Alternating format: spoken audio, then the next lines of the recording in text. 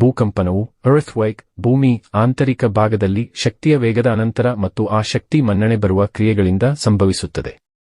ಭೂಕಂಪನವು ವಿಭಿನ್ನ ಸ್ಥಳಗಳಲ್ಲಿ ಭೂಮಿಯ ಪಾದೆಯಿಂದ ಉಂಟಾಗುತ್ತದೆ. ಅದನ್ನು ಅವಧಾನ ಕೇಂದ್ರ ಫೋಕಸ್ ಎಂದು ಕರೆಯಲಾಗುತ್ತದೆ. ಈ ಸ್ಥಳದಿಂದ ಶಕ್ತಿಯ ತರಂಗಗಳು ಎಲ್ಲ ದಿಕ್ಕುಗಳಿಗೆ ಹರಡುತ್ತವೆ.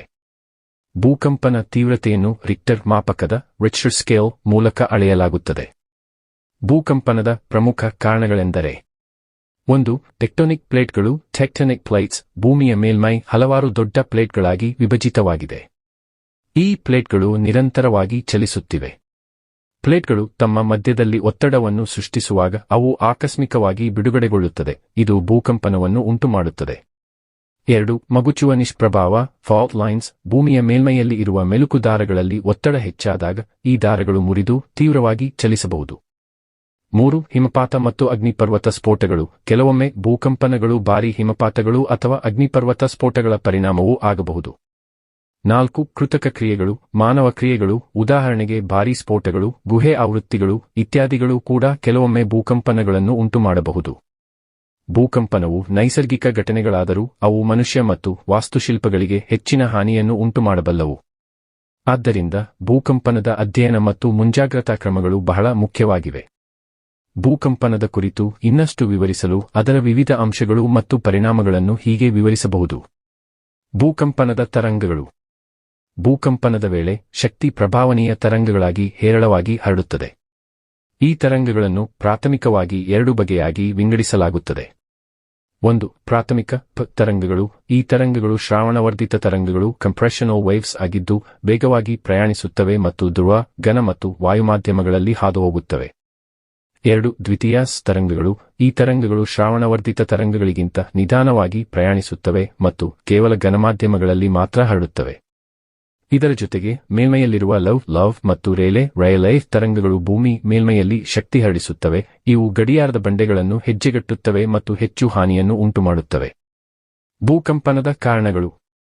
1. ಟೆಕ್ಟೋನಿಕ್ ಚಲನೆಗಳು ಭೂಮಿ ಆಂತರಿಕ ಶಕ್ತಿ ಜಿಯೋಥರ್ಮಲ್ ಎನರ್ಜಿ ಹೀರುವಿಕೆ ಮತ್ತು ಆಡಿಯಾಬ್ಯಾಟಿಕ್ ಉಕ್ಕಿನ ಚಲನೆಗಳ ಮೂಲಕ ಪ್ಲೇಟ್ಗಳು ಚಲಿಸುತ್ತವೆ.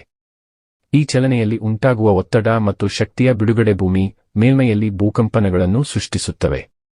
2. ಮಗುಚುವ ದಾರಿಗಳು ಫಾಲ್ಟ್ ಲೈನ್ಸ್ ಭೂಮಿ ಮೇಲ್ಮೈಯಲ್ಲಿ ಫಾಲ್ಟ್ಗಳಿಲ್ಲದ ಭೂಮಿಯ ಭಾಗಗಳು ಪ್ರಾಥಮಿಕ ಒತ್ತಡವನ್ನು ಸೃಷ್ಟಿಸಬಲ್ಲದು.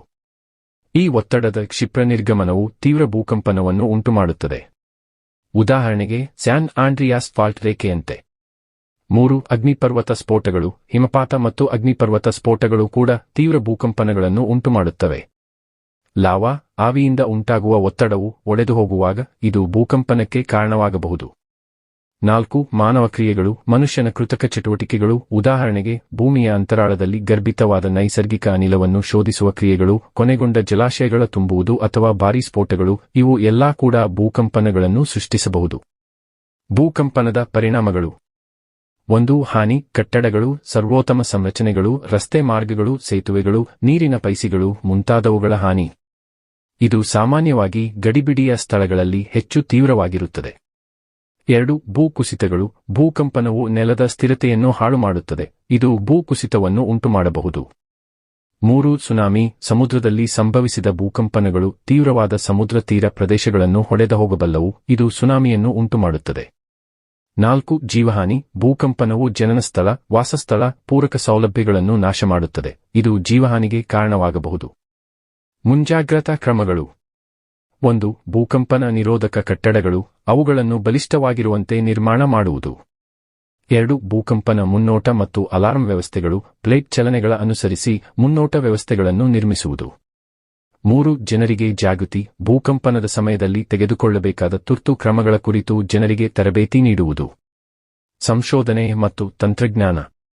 ಭೂಕಂಪನದ ಅಧ್ಯಯನವು ಭೂವಿಜ್ಞಾನ ಜಿಯೋಲಾಜಿ ಭೌತವಿಜ್ಞಾನ ಫಿಸಿಕ್ಸ್ ಮತ್ತು ಎಂಜಿನಿಯರಿಂಗ್ ಕ್ಷೇತ್ರಗಳಲ್ಲಿ ಹಲವು ವೈಜ್ಞಾನಿಕ ಸಂಶೋಧನೆಗಳನ್ನು ಒಳಗೊಂಡಿದೆ.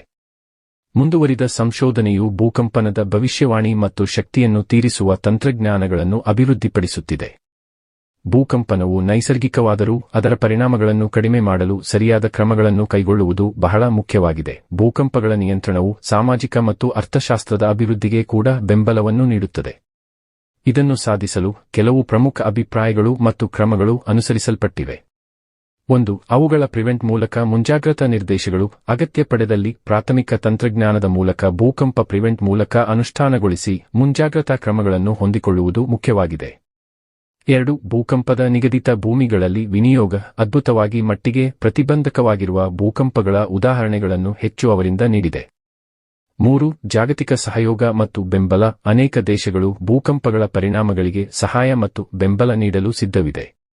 4. ಬೆಳವಣಿಗೆಗಳ ಅಧ್ಯಯನ ಭೂಕಂಪಗಳ ಪ್ರಕಾರ ಕಾರ್ಯನಿರ್ವಹಣೆಯನ್ನು ನಿಗದಿಪಡಿಸುವ ಉತ್ತಮ ವಿಧಾನಗಳನ್ನು ಅಧ್ಯಯನ ಮಾಡುವುದು. 5. ಜಾಗತಿಕ ಭೂವಿಜ್ಞಾನದ ಸಂಘಟನೆ ಭೂವಿಜ್ಞಾನದ ಸಾಂಪ್ರದಾಯಿಕ ಸಂಘಟನೆಗಳು ಸಮಗ್ರ ಭೂವಿಜ್ಞಾನದ ಅಧ್ಯಯನ ಮತ್ತು ತಂತ್ರಜ್ಞಾನದ ಅಭಿವೃದ್ಧಿಗೆ ಕೊಡುವ ಬೆಂಬಲವನ್ನು ಅಭ್ಯಂತರಿಸುತ್ತವೆ. ಇವೆಲ್ಲ ಅನ್ವಯಿಸಿದಾಗ ಸಮೃದ್ಧ ಭೂವಿಜ್ಞಾನ ಸಮುದಾಯದ ಸಹಯೋಗದ